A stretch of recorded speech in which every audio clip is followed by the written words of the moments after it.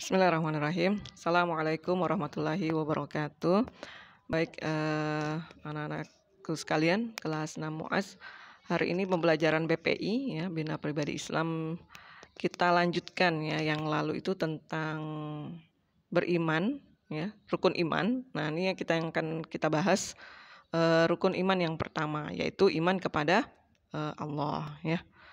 Lalu ya ini yang nanti akan kita pelajari ya. Pertama, mengetahui arti iman kepada Allah, lalu mengetahui kisah tentang iman kepada Allah, nanti khususnya tentang Nabi Ibrahim, lalu memahami dan beriman kepada Allah secara benar. Jadi ini tujuan kita belajar hari ini ya. Baik, ya ini dia. Memahami arti iman kepada Allah dengan benar. Jadi beriman kepada Allah tidak hanya yakin saja bahwa oh iya kita yakin bahwa Allah itu ada, sekedar itu saja gitu ya. Iya saya percaya bahwa Allah itu ada. Tapi sebenarnya seperti apa gitu ya? Ketika sudah percaya, seperti apa cara berimannya? Nah, gitu ya. Jadi sebaiknya ketika kita beriman ya, seharusnya ketika kita beriman itu tidak hanya percaya bahwa Allah itu ada, tapi sampai mempercayai bahwa bagaimana sifat-sifatnya, lalu apa yang harus kita lakukan. Sini ada 4 rincian ya, bagaimana keimanan kita kepada Allah. Yang pertama adalah bisa dilihat di ini yang pertama ya. Yang pertama ya, bagian yang ini. La nafi'a wa la dzar ya. Artinya tiada yang memberi manfaat atau keburukan selain Allah. Jadi kita harus yakin bahwa apapun yang terjadi ternyata ada manfaatnya bagi kita, bagi lingkungan kita, itu semua datangnya dari Allah. Misalnya kalau situ Ustazah kasih contoh hujan. Itu hujan dari mana? Siapa yang kasih? Ya Allah gitu ya.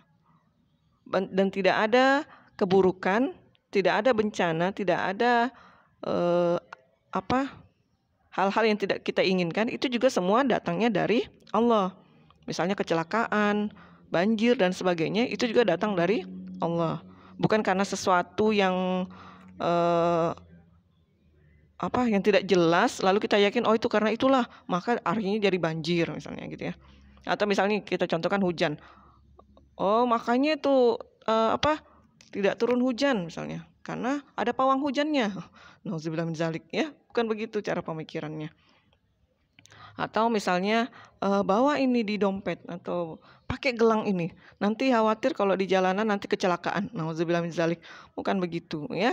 Jadi kita yakin bahwa kalaupun makanya kan kita baca doa sesuai dengan yang dituntun, bahwa kalau dalam Islam kalau mau jalan ya baca doa, bukan megang-megang, bukan pakai jimat-jimat, bukan pakai gelang-gelang, bukan nyimpan di dompet misalnya gitu ya. Misalnya mungkin ada begitu, mudah-mudahan tidak ada ya di sini, orang tuanya nitip gitu, pakai ini, pakai pita ini, pakai gelang ini, simpan di kantong misalnya, supaya nanti kalau jalan tidak terjadi kecelakaan, tidak terjadi bala dan sebagainya ya. Nauzubillah min dzalik. Masa cuma gara-gara benda itu kita dapat kecelakaan ya. Kalaupun nanti kecelakaan atau celaka, maka itu datangnya dari Allah gitu ya. Jadi itu keyakinan kita bahwa segala sesuatu yang ada di muka bumi ini yang terjadi itu karena Allah gitu ya. Bayangkan ya, enggak usah bilang misalnya kecelakaan yang besar atau matahari terbit gitu, itu udah hal-hal yang besar gitu ya. Daun jatuh saja, daun yang gugur itu, selembar daun itu sudah dipertimbangkan oleh Allah gitu ya. Artinya Allah sudah pertimbangkan, dia sudah tahu oh nanti detik kesekian, jam kesekian, hari ini misalnya hari sekian nanti daun yang jatuh, maka daun yang di dekat rumah misalnya itu akan jatuh. Itu daun yang mana itu sudah Allah atur gitu. Sampai segitunya gitu. Jadi apapun yang ada di muka bumi ini semua atas kehendak Allah gitu. Atas izin Allah. Itu harus kita pahami dulu yang pertama gitu ya. Jadi la nafi'a wa la dzar. Tidak ada yang memberi manfaat atau keburukan selain Allah gitu ya. Ya, baik. Lalu yang kedua. Nih cara beriman kepada Allah. La nu'dirra ilallah. Tiada daya dan kekuatan selain Allah. Jadi kita harus pahami dulu bahwa eh, kekuatan segala sesuatunya di muka bumi ini hanya Allah gitu ya. Makanya Ustazah di sini kasih gambar apa nih? Bumi gitu ya. Bumi ini sebenarnya ya kalau untuk kita ini cukup besar gitu ya. Tapi kalau mau dibandingkan dengan planet-planet yang lain, itu kan cukup kecil sebenarnya. Dan Allah menguasai itu, nah, gitu ya. Kekuatan Allah lebih besar dari itu, nah, gitu ya. Nah, sehingga ketika keimanan ini kita pahami dengan baik, maka ketika kita berhasil gitu ya, berhasil terhadap sesuatu misalnya menjadi bisa menghafal dengan baik gitu ya, bisa menghafal sampai pokoknya juz 30 sudah lewat deh gitu ya, bisa hafal. Maka dengan keyakinan iman ini, maka kita langsung kepada Allah. Itu semua atas daya dan kekuatan dari Allah. Kalau Allah tidak mengizinkan, tidak mungkin saya bisa menghafal juz 30. Kalau Allah tidak mengizinkan, tidak mungkin saya paham matematika ini. Kalau Allah tidak mengizinkan, tidak mungkin dan sebagainya. Artinya membentuk pribadi kita menjadi pribadi yang tawadu gitu ya. Pribadi yang tidak sombong, oh iya itu kan karena saya gitu misalnya gitu ya. Oh itulah makanya saya memang hebat begini misalnya. Atau misalnya tentang mutabaahnya, oh kenapa? Ya karena saya memang orang soleh, saya rajin ini karenanya gitu ya. Bahwa memang gitu ya Allah akan kasih kita pahala ya, Allah akan kasih kita pahala dengan apa yang kita lakukan, tapi bukan untuk disombongkan gitu ya. Ya saya hebat ini sudah sholat tanpa disuruh misalnya, makanya Allah kasih begitu ya, belum tentu gitu ya. Artinya apa yang kita lakukan itu bukan karena kitanya gitu ya, bukan karena kitanya, tapi karena Allah gitu. Jadi pemahaman keimanan kepada Allah dengan sifat yang seperti ini membentuk kita menjadi manusia-manusia yang tawadu. Dengan segala kemampuan kita, kita menjadi orang yang tawadu gitu. Kenapa tawadu itu penting? Allah sangat benci dengan orang yang sombong. Tahu iblis kan? Nah, iblis itu sudah pernah merasakan surga. Sudah pernah masuk ke surga. Ini mungkin pernah juga Ustazah ceritakan kali ya. Sudah pernah merasakan surga, pernah masuk surga. Tapi karena sombong akhirnya terkeluar dari surga. Bayangkan itu. Ini makhluk sudah pernah ke surga, dikeluarkan Allah dari surga gara-gara sombong. Apalagi kita yang belum pernah masuk surga, belum pernah mencium bau surga, lalu kemudian sombong. Nauzubillah, bisa jadi nanti tidak masuk ya. Bukan kita, maksudnya ada orang lain gitu ya. Nah itulah salah satu fungsinya kita beriman kepada Allah. Itu yang kedua. Yang ketiga adalah la musta'ani bihi la musta'ani bihi ilallah. Tiada yang dimohon pertolongan selain Allah. Jadi ketika kita menginginkan sesuatu, langsung cepat-cepat sama Allah, berdoa ya. Intinya doa di sini ya, doa kepada Allah. Ada juga perkataan yang mengatakan bahwa doa itu adalah senjatanya kaum muslimin ya. Senjatanya gitu ya. Artinya ya apapun kita kalau mau pakai sesuatu, doa gitu ya. Kita mau menginginkan apapun di muka bumi ini, kita mau ngapain gitu ya, apapun aktivitas kita, maka yang harus kita lakukan pertama kali adalah berdoa dulu, doa sama Allah gitu ya. Doa itu dia ibaratnya kunci gitu ya. Kecil mungkin kelihatan ya, kecil.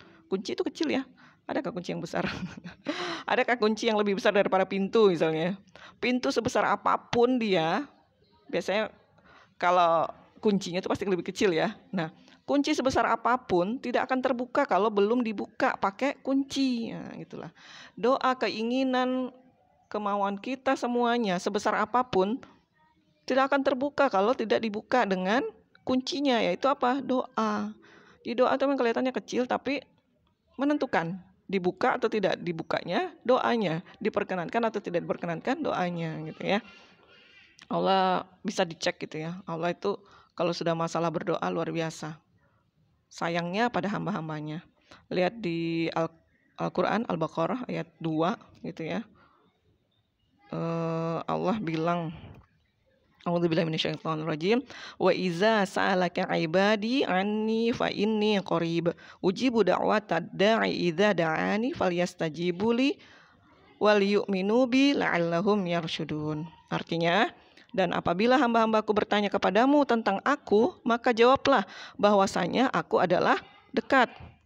Aku mengabulkan permohonan orang yang berdoa kepadaku. Karena itu hendaklah mereka beriman kepadaku agar mereka senantiasa dalam kebenaran. Dan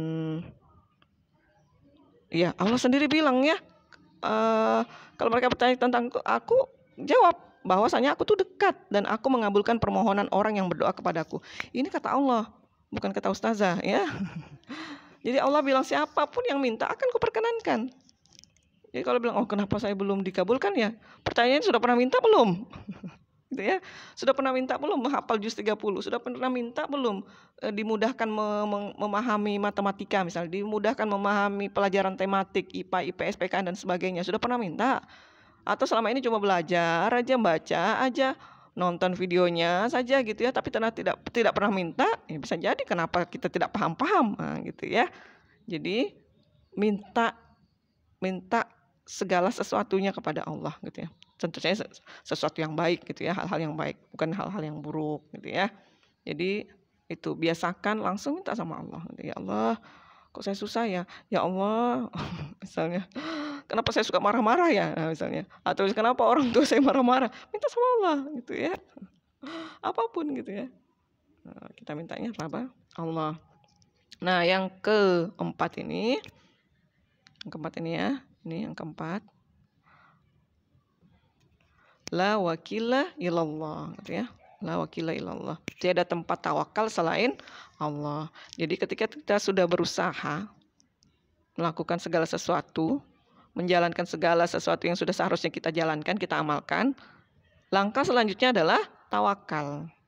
Tawakal itu artinya menyerahkan segala sesuatunya ini yang sudah kita lakukan ini kepada Allah. Tentu saja setelah melakukan sesuatu. Apa yang kita mau serahkan kepada Allah kalau tidak ada yang kita lakukan gitu ya. Udah pokoknya saya tawakal aja. Mau ujian sudah nih, saya pokoknya tawakal aja sama Allah. Sudah belajar? Belum. Loh, apanya Bu tawakal? Apa yang mau diserahkan kepada Allah gitu ya. Tidak ada yang dilakukan langsung tawakal. Jadi tawakal itu ketika kita lakukan dulu apa yang seharusnya kita lakukan. Misalnya mau belajar, mau ujian nih, mau PTS atau PAS gitu ya, PAT. Ya sudahlah pokoknya tawakal aja sudah serahkan aja sama Allah. Terus sudah belajar? Belum. Loh, apanya diserahkan pada Allah gitu ya. Kalau tawakal itu adalah kita sudah belajar nih, sudah maksimal belajarnya.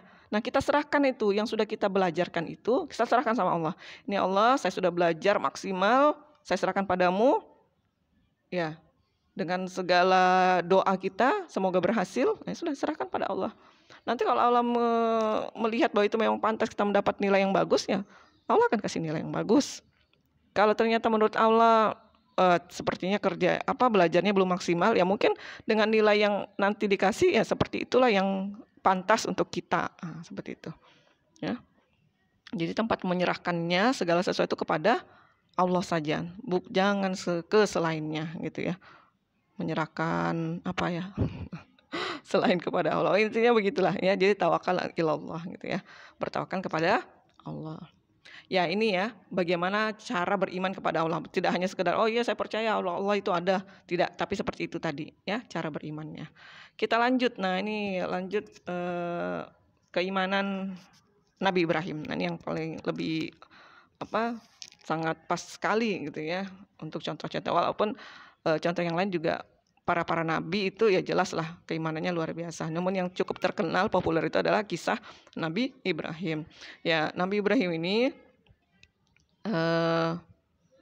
ketika ya kaumnya itu banyak menyembah berhala dan dia sudah menasehati namun ya tidak ditanggapi. Akhirnya jengkel kan, itu ada ceritanya, kisahnya. Lalu dia datang ke tempat tempat berhala-berhala itu dikumpulkan untuk disembah. Dia datang di tempatnya itu, tempat beribadahnya mereka gitu ya, untuk menyembah patung itu. Lalu bertanya sama patungnya, patung katanya, kamu bisa makan? Ya tentu saja patung itu tidak menjawab kan, iya kamu tuh tidak bisa ngapa-ngapain. Nah, itulah bahasanya Nabi Ibrahim gitu ya. nggak bisa ngapa-ngapain. Kenapa juga kalian yang disembah sama manusia ya gitu. Akhirnya jengkel, ambil dengan membawa kapak gitu ya. Lalu semua patung itu dihancurkan oleh Nabi Ibrahim. Semua kecuali satu yang patung paling besar. Lalu apa yang dilakukannya? Ya mungkin sudah juga tahu kisahnya. Digantungkannya kapaknya Nabi Ibrahim itu di leher patung yang paling besar itu. Pakai tali baru digantung di lehernya. Lalu ya sudah, besoknya heboh orang-orang gitu kan. Para penduduk di situ ya, kaum Nabi Ibrahim ini akhirnya heboh gitu ya. Wah, siapa ini? Mereka sudah mau pergi menyembah, ternyata patung-patungnya sudah hancur semua. Cuman yang tidak hancur yang itu tadi, patung yang besar. Siapa yang berani-berani ini? Seperti itulah. Siapa yang berani-berani ini menghancurkan para Tuhan kita? Coba itu bayangkan tuh, pertanyaannya begitu. Siapa yang berani menghancurkan Tuhan-Tuhan kita? Sementara itu tempat mereka meminta pertolongan. Lalu ada yang menyeletuk. Oh, itu ada tuh pemuda tuh. Kayaknya memang dari dulu itu suka sekali menyuruh kita untuk tidak menyembah. Jangan-jangan dia tuh. Nah, siapa? Oh, Ibrahim. Panggil. Mana Ibrahim? Oh, akhirnya datang Ibrahim. Katanya kamu memang tidak suka dengan patung-patung kami, berhala kami. Jadi kamu nih yang hancurkan patung-patung ini. Lalu kata Nabi Ibrahim, loh, kenapa langsung nuduh ke saya? Coba lihat itu di patung di dalam ruangan itu katanya. Semua hancur kecuali itu patung yang besar. Coba tanya sama dia, karena tinggal dia itu yang belum hancur, yang tidak hancur, dan kapaknya itu ada di lehernya katanya. Kata Nabi Ibrahim, coba tanya sama patungnya itu, siapa yang hancurkan? Karena dia belum hancur, kan dia tidak hancur katanya. Ini para ininya langsung ini juga loh. Kok kita disuruh bertanya sama patung kan tak bisa bicara. Nah, sebenarnya ini adalah jebakan bagi Nabi Ibrahim. Sudah tahu memang patung tidak bisa bicara, kenapa disembah gitu kan maksudnya. Nah, akhirnya ketahuan, ini Ibrahim ini masa nyuruh kita bertanya sama patung, sementara patung tidak bisa bertanya, tidak bisa menjawab. Lalu kata Nabi Ibrahim, lah jawab aja tidak bisa, kenapa kalian sembah? Lalu berarti kamu kan yang ini gitu ya, kamu yang menghancurkannya memang gitu ya. Akhirnya karena sudah kalah berdebat ya istilahnya gitu ya, kalah debat sudah di situ, mereka pakai kekuasaannya, pakai ya rajanya itu pakai dengan cara dia berkuasa seperti itu, akhirnya membuatlah api unggun yang sangat besar gitu ya. Ada yang mengatakan itu sampai jarak 10 meter terasa panasnya itu gitu ya. Bukan 10 meter ya, saking besarnya itu, selapangan gitu ya. Api unggun itu dinyalakan, lalu kemudian dibuat ketapel besar untuk Nabi Ibrahim, disangkutkan di situ lalu dilemparkan ke dalam api gitu ya. Nah, apa yang terjadi gitu ya. Dan Nabi Ibrahim tidak takut sedikit pun, karena memang sudah ya imannya kuat, insya Allah ini adalah dari Allah gitu ya. Ada Allah yang maha segalanya, itu saking yakinnya gitu ya, tidak takut. Lalu kemudian dilemparkan ke dalam api. Apa yang terjadi? Allah menyuruh apinya untuk menjadi dingin. Jadi dia tidak merasakan apa-apa, bahkan tidak terbakar sedikit pun. Yang lebih anehnya, ketika mati apinya, padam apinya, keluarlah Nabi Ibrahim dalam kondisi kedinginan. Aneh kan gitu ya. Nah, seperti itu ya. Jadi begitulah maha kuasanya Allah gitu ya. Jadi ketika seseorang itu kuat imannya, insya Allah juga akan Allah tidak akan menzolimi gitu ya hamba-hambanya gitu ya. Jadi ketika kuat iman kita akan menjadi manusia yang pede, percaya diri, namun tetap tawadu. Percaya diri karena di belakang kita yang mengatur semua ini bukan siapa-siapa, tapi Allah yang maha kuasa gitu ya. Kita pede karena kita punya Allah gitu maksudnya. Jadi ketika misalnya pun kita terkena musibah, kita yakin bisa jadi ini memang saya pantas menerimanya. Mungkin ini saya mau dinaikkan level kasih sayang Allah kepada saya gitu. Ketika pun nanti ternyata berhasil, tidak jumawa, tidak sombong, ini kan karena Allah yang sudah bantu, karena Allah yang berkehendak, makanya saya berhasil. Ya, begitu ya. Iman kepada Allah gitu ya. Semoga kita senantiasa diberi keistiqomahan kepada Allah, keistiqomahan untuk tetap beriman kepada Allah sampai semuanya nanti kembali kepada Allah dalam husnul khotimah, tetap beriman kepada Allah gitu ya. Demikian dari Ustazah, semoga dipahami dan semoga semakin menambah keimanan kita ya. Kalaupun ada kata-kata yang kurang berkenan, Ustazah mohon maaf ya. Demikian dari Ustazah. Assalamualaikum warahmatullahi wabarakatuh.